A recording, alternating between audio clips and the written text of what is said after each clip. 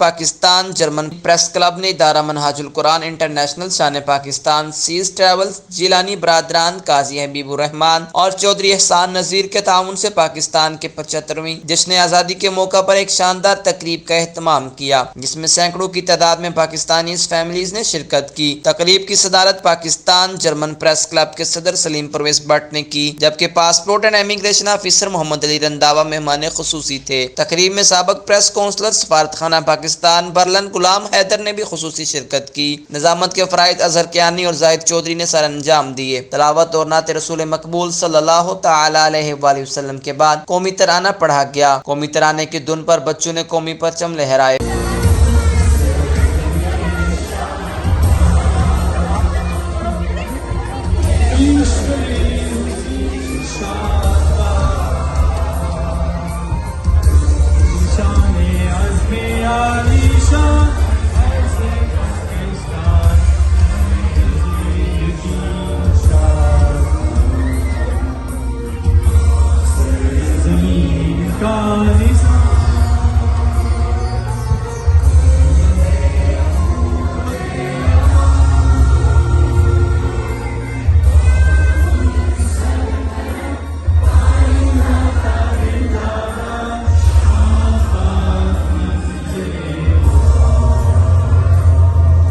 बच्चों की खूबसूरत खाकों ने शुराकाए तकरीब में मिली जोश जज्बा बेदार कर दिया।